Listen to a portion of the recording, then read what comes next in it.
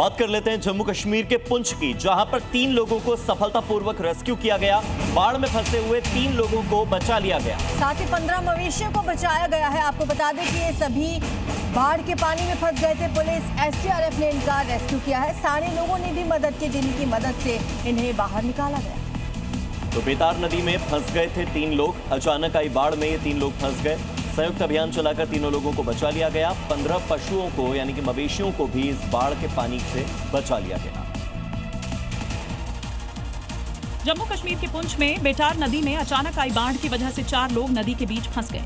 सूचना मिलते ही Jammu Kashmir police, SDRF की टीम और स्थानीय लोगों ने संयुक्त अभियान चलाकर देर रात सभी फंसे लोगों को सुरक्षित बाहर निकाल लिया। इस दौरान बाढ़ में फंसे 15 मवेशियों को भी सुरक्षित बचा लिया गया। बचाव अभियान चुनौतीपूर्ण परिस्थितियों में चलाया गया, लेकिन राहत दल की तत्परता और स्थानीय लोगों की मदद से सभी की जान बच गई। नदी नालों के आसपास जाने से बचने और सतर्क रहने की सलाह दी गई है। जम्मू कश्मीर के शोपियां से लेकर करगिल तक कुदरत ने ऐसा कहर बरपाया हुआ है कि हर तरफ तबाही का मंजर साफ दिखाई दे रहा है। बादल फटने के बाद अचानक आई बाढ़ ने उफनते नालों को विकराल बना दिया। मलबा, चट्टाने, तेज बहाव ऐसा जैसे अपने साथ सब कुछ बहा ले जाएगा। दक्षिण कश्मीर के शोपियां जिले और लद्दाख के कारगिल के हरदास इलाके में बादल फटने से अचानक आई बाढ़ ने भारी तबाही मचाई है। शोपियां के बदरहमा इलाके में उफनाए नाले का पानी कई घरों में घुस गया, जिससे लोगों में अफरा तफरी मच गई। वहीं कारगिल के हरदास और तुमैल इलाकों में तेज बहाव के साथ आए पानी ने नदी, सिंचाई नहरों और आसपास के इलाकों को बुरी तरह प्रभावित किया है। बाढ़ अपने साथ मलबा और बड़े बड़े पत्थर भी लेकर आई है, जिससे बुनियादी ढांचे को भारी नुकसान पहुंचा है।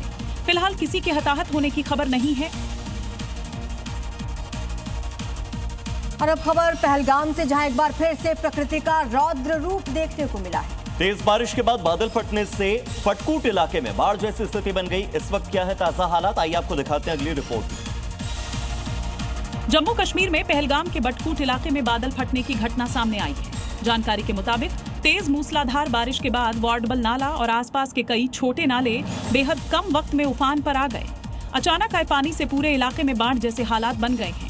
इसका असर लिद्दर नाले पर भी पड़ा, जहां महज 2 घंटे के भीतर जलस्तर कई फीट बढ़ गया। प्रशासन हालात पर नजर बनाए हुए है और संवेदनशील इलाकों में लोगों को सतर्क रहने की सलाह दी गई है। फिलहाल किसी बड़े नुकसान की आधिकारिक पुष्टि नहीं हुई है।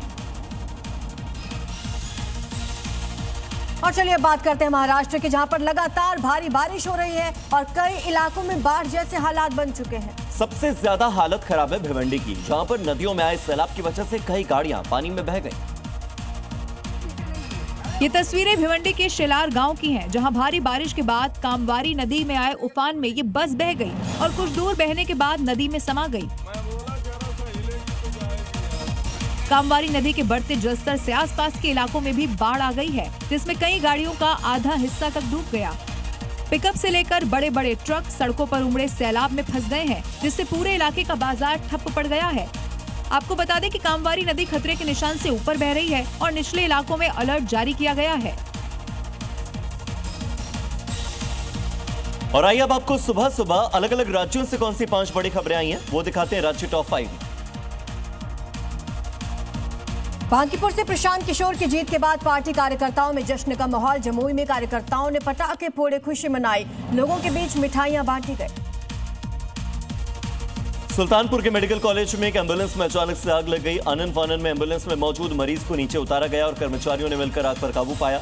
गनीमत रही कि समय रहते मरीज को एम्बुलेंस से बाहर निकाल लिया गया। बिहार के सुपौल में नेशनल हाईवे पर रफ्तार का कहर देखने को मिला। तेज रफ्तार बस ने बाइक सवार को कुचला। इसमें बाइक सवार एक युवक की मौत हो गई, एक महिला और बच्चा गंभीर रूप से घायल।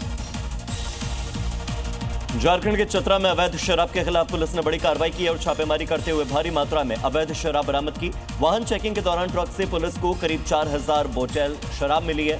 इसके अलावा बरामद शराब झारखंड से बिहार भेजी जा रही थी। राजस्थान के हनुमानगढ़ में अधिकारियों ने स्लीपर बसों की जांच पड़ताल की। इमरजेंसी के हालात से निपटने की व्यवस्था को देखा। इस दौरान 2 बसों में गंभीर लापरवाही मिली, उन्हें सीज कर दिया गया।